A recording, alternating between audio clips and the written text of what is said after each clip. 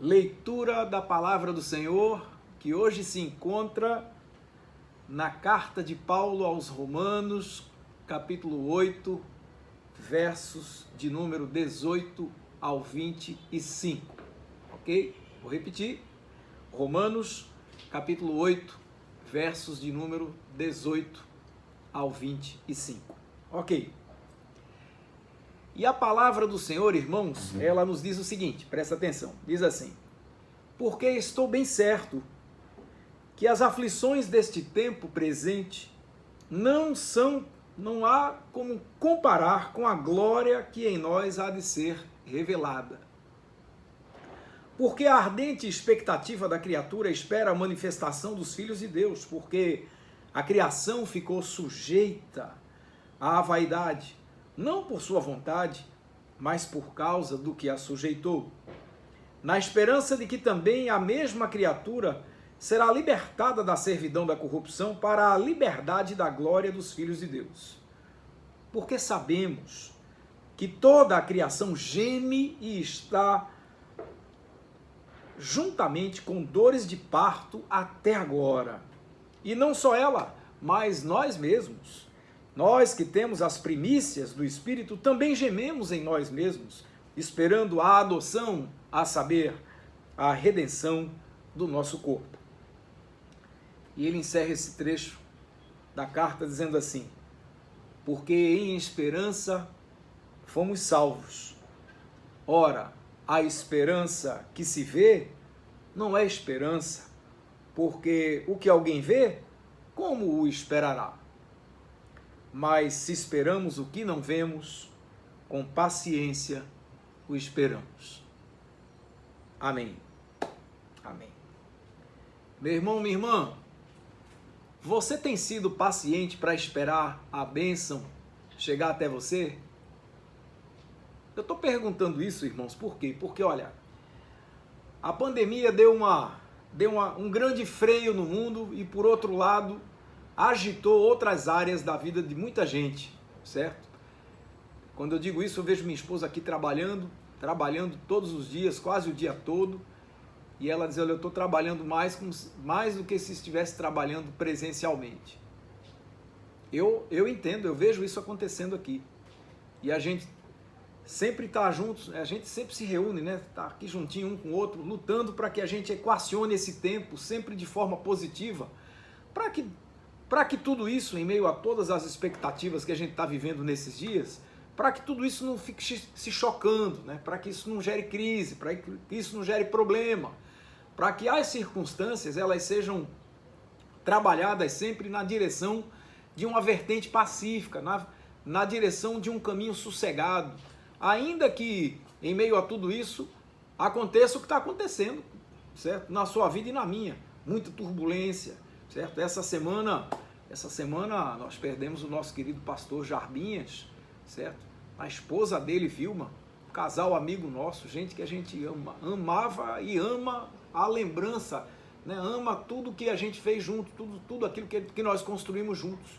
Então, em meio às situações que ora são situações vitoriosas e ora situações nem tanto, é verdade, todos nós sabemos que em meio a tudo isso a gente fica muito alvoroçado.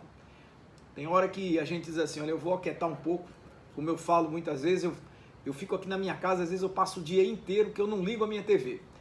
Lá no começo da pandemia, nós compramos uma TV nova aqui, uma TV melhor, porque a antiga estava começando a dar problema, e aí nós concordamos que se colocássemos uma TV melhor, maior, ficaria mais com carinha de cineminha, né? Não é um cinema, mas enfim, se é maior a gente já fica achando que é um cinema, né? Enfim, mas mesmo com a TV grande, tela grande, aquela coisa toda, nem por isso me dá vontade de assistir TV. Muitas vezes tem dia que eu digo, não vou ligar nada, porque tem hora que eu ligo, é tanta notícia louca, tá certo? E em meio às notícias boas, também tem um catatal de notícia maluca, certo? Coisas que ora agradam, ora nem tanto.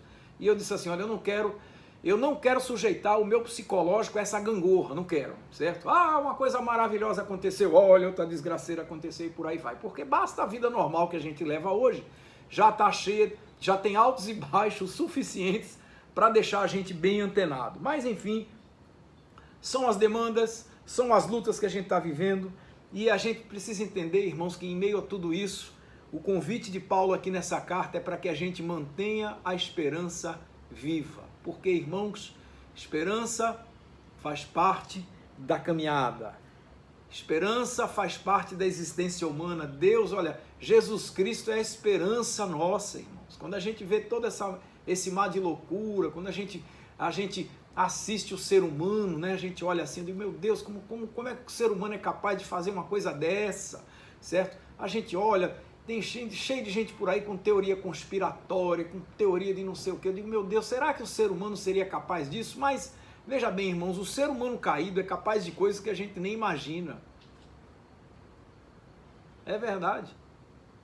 O ser humano sem Deus é capaz de fazer coisas, de realizar coisas que não passam muitas vezes na mente nem dele mesmo. A pessoa, certo? De repente se surpreende com algo seu próprio, que diz assim, eu jamais me imaginei fazendo isso ou dizendo aquilo, tá certo? Porque a gente se descontrola, a gente perde o caminho, a gente perde a paciência, que o convite hoje é esse também, porque para a gente viver essa esperança a gente precisa exercitar a paciência, certo? Porque, irmãos, Deus nos deu a esperança para que a gente enfrente a vida. E talvez esse seja um momento ideal para a gente dar uma renovada, porque por conta por conta da falta de esperança, tem muita gente ficando parada pelo meio do caminho. Por conta da falta de esperança, tem um monte de gente por aí adoecendo, se rendendo às circunstâncias ruins. Porque, olha, se render a circunstância boa é bom, porque descansa, é bom, é descansar a alma, amém, certo? Mas o mundo que a gente vive hoje não está dando trégua a ninguém não, irmãos. A gente sabe disso. Colocar o pão na mesa em casa não está fácil para quase a totalidade da população do mundo, certo? A esperança, na verdade, ela é aquela estrada que Deus pavimentou para que a gente possa caminhar sobre ela, mas é sobretudo algo característico das pessoas que estão de bem com a vida. E alô, eu não estou aqui dizendo que são aqueles que estão com a vida boa, não.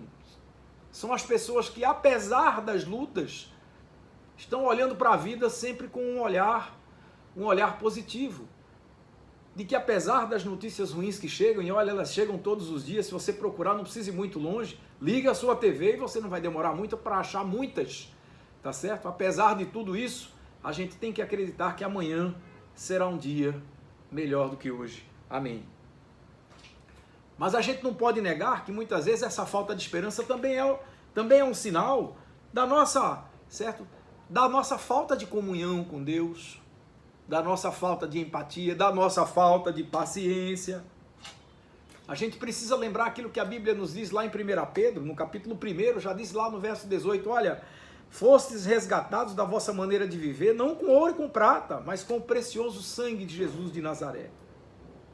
E por ele, vocês crerem que Deus o ressuscitou dentre os mortos e lhe deu a glória para que a vossa fé e esperança estivessem em Deus. Olha o que ele está dizendo. Ou seja, irmãos, Deus nos adquiriu para ele, para encher a nossa vida de esperança. Então hoje, o Senhor nos convida a renovar as nossas esperanças. O salmista do Salmo 27 diz lá no verso 14, dizendo assim, espera no Senhor, anima-te e Ele fortalecerá o teu coração. Espera, pois, no Senhor. Olha que coisa linda. Meu irmão, minha irmã, descanse.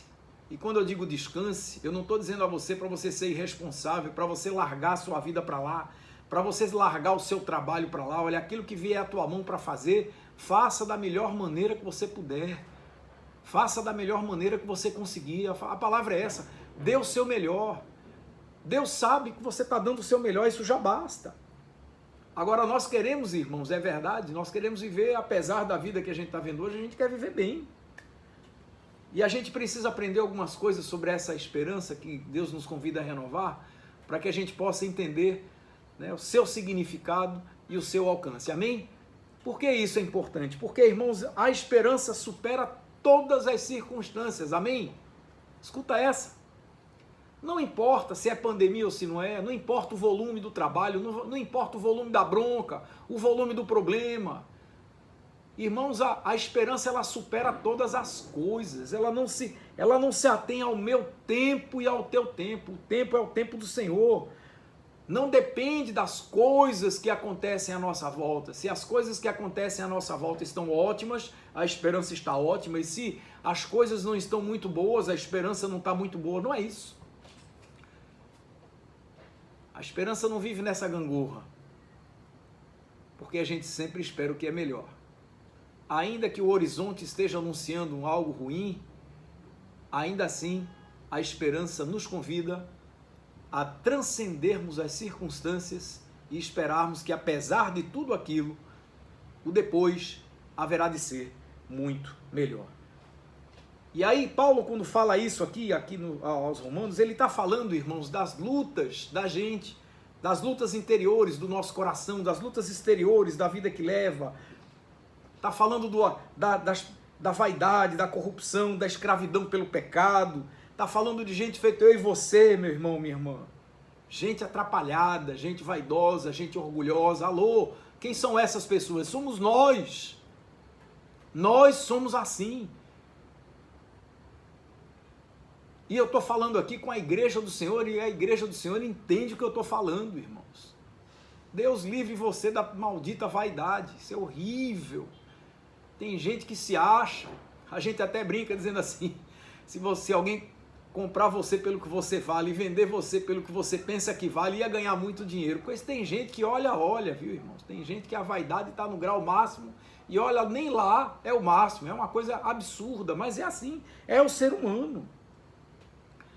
Tem uma frase de um cristão chamado John Bunyan, que ele diz o seguinte: a esperança nunca vai mal quando a fé vai bem. Tá entendendo? A esperança nunca vai mal quando a fé vai bem. Então, irmãos, da mesma maneira que aconteceu com José do Egito, olha, a história de José foi rejeitado pelos irmãos. Os irmãos armaram uma história macabra para dizer que ele tinha morrido, trouxeram a roupa manchada de sangue para mostrar ao pai, quando na verdade venderam ele como escravo para mercadores. Esse cara vai bater no Egito como servo de Deus. A história você já deve ter ouvido.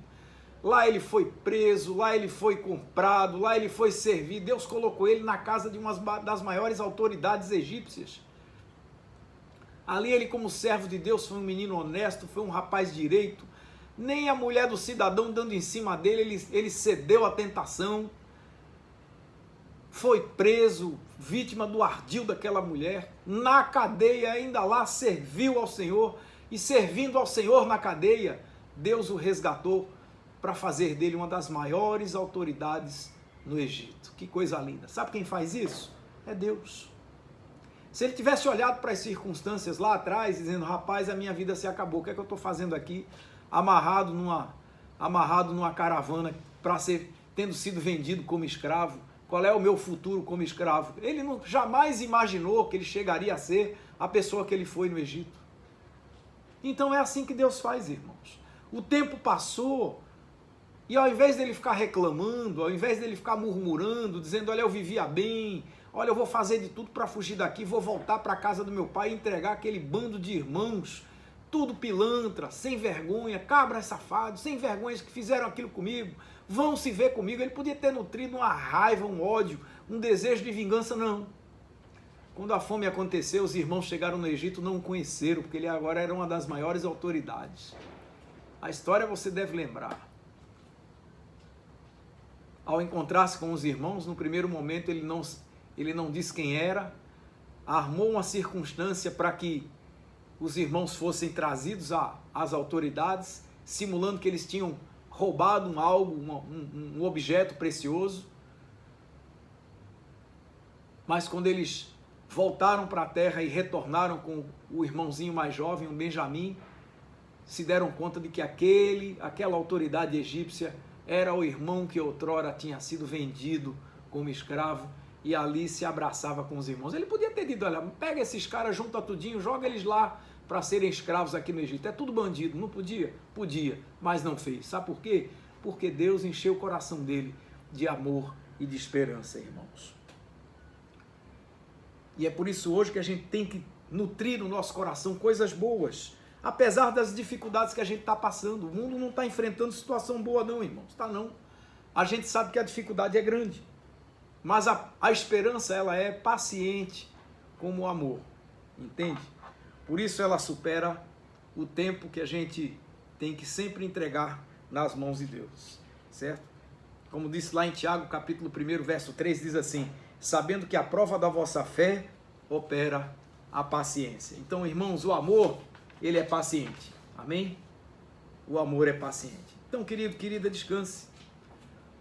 Se a esperança supera todas as coisas, ela supera o tempo, supera a razão. Às vezes vamos nós nas nossas razões, cheios de nós mesmos, quando na verdade a única coisa que Deus quer é que a gente reconheça a grandeza que Deus é, a grandeza que Deus tem diante de gente insuficiente como nós. Então não havia nenhuma razão para José duvidar do Deus que ele servia, em momento nenhum, porque não tinha aos olhos dele nenhuma lógica, é verdade, e às vezes Deus não trabalha na lógica humana, aliás, muitas vezes Deus não trabalha na lógica humana, muito embora a nossa lógica tenha sua função, amém? Então, aprendeu essa? A esperança supera todas as circunstâncias, ela não tem limite de tempo, ela não se limita à nossa razão. Segunda grande lição, para a gente concluir esse momento de reflexão aqui com vocês, a gente precisa saber que a esperança é maior do que qualquer problema que você esteja enfrentando. Amém? Vou repetir, tá? Primeira lição, a esperança, ela supera todas as circunstâncias, todas elas, sejam elas quais forem. Tá demorando? Tem esperança. Porque a esperança supera o tempo. Ah, se você acha pela sua lógica que a coisa vai ser daquele jeito, tem esperança, porque se não for do seu jeito, será do jeito de Deus. E se for do jeito de Deus, é a melhor maneira para conduzir a sua vida. Amém? E segunda grande lição, a esperança supera qualquer problema que você esteja enfrentando. Meu irmão, a esperança é maior que a própria morte. Amém? Jesus é nossa esperança, irmãos. O autor de Provérbios, lá no capítulo 14, diz lá no verso 32 de Provérbios 14, diz assim: pela sua própria malícia é lançado fora o perverso, mas o justo até na morte se mantém confiante. Amém? Olha lá. Vê para aí. Então nós, irmãos, fomos resgatados, nós fomos enxertados na videira, nós fomos pela fé chamados de justos. Dá para você entender? Tem alguma lógica nisso? Não tem. Sabe o que é isso? É amor. Sabe o que é isso? É paixão. É isso que Deus tem por nós. O Senhor é loucamente apaixonado por cada um de nós, viu, querido, viu, querida? Então descanse. O tamanho do amor de Deus por você é grande, tão grande que nada no universo poderia medir. Então descanse, descanse. Enquanto muita gente está por aí desistindo pelas estradas da vida, que a gente possa sair por aí, pelas estradas dos dias de hoje, cantando, louvando ao Senhor, como disse o salmista lá do Salmo 125, quando ele disse assim: os que confiam no Senhor serão como os montes de Sião, que não se abalam, mas permanecem para sempre. Meu irmão, tenha paciência, tenha esperança, não desista, não se intimide, porque Deus está no controle. Não recue, amém? Amém?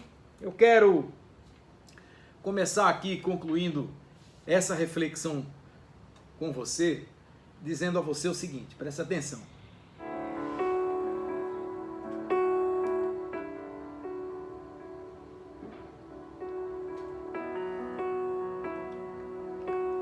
A esperança é a grande fonte entre o que está acontecendo agora e o que acontecerá daqui a pouco. Ela é o vínculo entre o tempo. Que tempo é esse? O tempo de Deus. Entende? Deixa Deus trabalhar. Deixa Deus trabalhar. Sabe por quê? Porque a vontade de Deus, diz a palavra, ela é boa, perfeita e agradável. Por que tem que ser do seu jeito? Descanse. Tem que ser do jeito de Deus. Se for do jeito de Deus, vai dar tudo certo. O bom vínculo entre os tempos, entre as expectativas, entre o viver bem e o viver cristão, tudo isso vai se igualar ali, certo? Aquelas pessoas que reduzem a sua existência somente ao tempo de hoje, muitas vezes são incapazes de dimensionar o significado disso. Por isso Paulo, quando escreveu aos nossos irmãos de Tessalônica, lá na primeira carta, ele diz lá no verso 13 do capítulo 4, 1 Tessalonicenses, capítulo 4, verso 13, Paulo diz assim: olha, irmãos, eu não quero que vocês sejam ignorantes acerca dos que dormem, para que vocês não se entristeçam como os outros que não têm esperança. Veja, ele dizia assim, não se entristeça por causa dos que já faleceram, por causa dos que já partiram. Nós estamos aqui, estamos bem vivos, vamos celebrar a vida, amém? Vamos celebrar a vida, tá?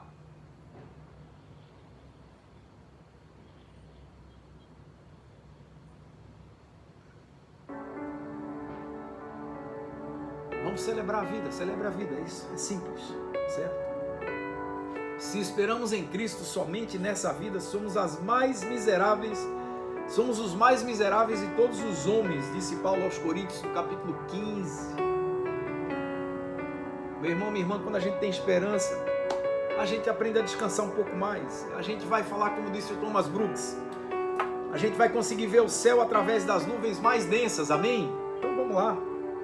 E aí a gente pode encher a nossa boca de alegria, como disse o próprio Paulo na primeira carta aos Coríntios, lá no capítulo 4, ele disse assim: irmãos, porque a nossa leve e momentânea tribulação produz em nós um eterno peso de glória muito excelente, não atentando nós nas coisas que se veem, mas naquilo que não se vê, porque as que se veem são temporais e as que não se veem são eternas. Entendeu o alcance? Então, meu irmão, minha irmã, renove suas esperanças. Eu lembro de uma historinha que eu li num livro, e aqui eu vou encerrar. Diz que um cavalo caiu num buraco e não tinham como tirar. Não tinha, o buraco era muito fundo, muito fundo. E as pessoas não tinham como tirá-lo de lá. Não tinha corda, não tinha nada que pudesse chegar lá e alcançar aquele cavalo. Aí o dono disse o seguinte: olha, vamos fazer o seguinte, para evitar o sofrimento dele, que vai ser muito longo, porque ele é um cavalo muito forte, vamos sepultá-lo ali, vamos enterrá-lo ali, vamos jogar areia, barro, e assim ele morre mais rápido e não sofrerá tanto. Sabe o que aconteceu? As pessoas trabalharam muito, começaram a jogar areia naquele buraco, barro e areia, e cada vez que o barro e a areia batia em cima do cavalo, ele sacudia e a areia para baixo dos seus pés. Resultado, o buraco foi se enchendo de areia e terra, até que o cavalo conseguiu sair de lá. Não sei se essa história é verídica, mas ela ilustra bem o que muitas vezes a vida quer fazer com você e comigo. Às vezes a vida, o mundo quer sepultar você, às vezes o mundo quer sepultar seus sonhos, às vezes o mundo quer sepultar seus planos, suas perspectivas. Muitas vezes o mundo quer sufocar as suas esperanças. Meu irmão, minha irmã, não deixe. Faça como aquele cavalinho que não se deixou sepultar. Quando o mundo tentar sepultar você, lute muito, porque Deus vai te dar forças para você lutar e vencer. Amém? Vamos orar? Amado Deus, muito obrigado, porque nós podemos sim, Senhor, nós podemos deixar que essa esperança seja renovada em nós. As lutas são muitas. Tem hora que a gente acha que a gente nem vai aguentar. Tem hora que a gente acha que as nossas forças já foram embora e a gente nem sabe porque a gente está em pé. As notícias às vezes se atropelam e nos atropelam. E tem hora que a gente chora muito. Tem hora que a gente ri muito. Mas a gente, Senhor, nós queremos celebrar a vida. E queremos celebrar a vida com esperança. Queremos fazer como aquele cavalinho. quando o mundo quiser sepultar os nossos planos e as nossas esperanças de que amanhã haverão dias muito melhores, amanhã já será um dia muito melhor do que hoje, eu creio, porque se tu já estás lá, Senhor, eu sei que será um dia melhor. Eu nem sei se eu chego amanhã, porque eu só posso viver o dia de hoje, mas que o Teu Espírito Santo possa encher cada um de nós de um algo sobrenatural, de um algo que só Tu podes nos dar, Senhor, porque nos nossos sentimentos, na nossa lógica, nada disso cabe, mas a esperança é suficientemente grande e misericordiosa para alcançar as nossas insuficiências e encher-nos desse algo novo, desse renovo precioso. Escancara o coração da gente, Senhor, dá-nos mais forças, derrama sobre nós dessa fé que eu sei que Tu podes fazer. Renova-nos para dias de paz e de bênção adiante.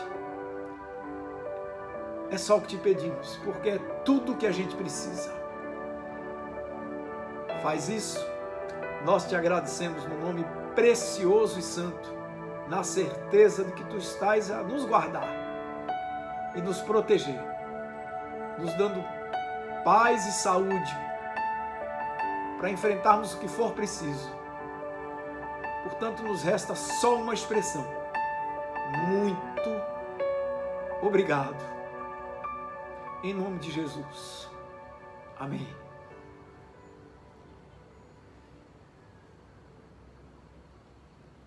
Meu irmão, minha irmã, é assim, viu? É assim. As lutas são muitas, mas a graça de Deus é maior. As tristezas são muitas, mas o amor de Deus é infinitamente maior. Os dissabores da vida são muitos, mas a alegria do Senhor está aqui para nos alimentar, não nos fazer um bando de bobo alegres, ou a gente achar graça com a desgraça de ninguém, de jeito nenhum. Mas a gente haverá de achar muitos motivos para sorrir. Só da gente lembrar de que um dia a gente vai poder se encontrar.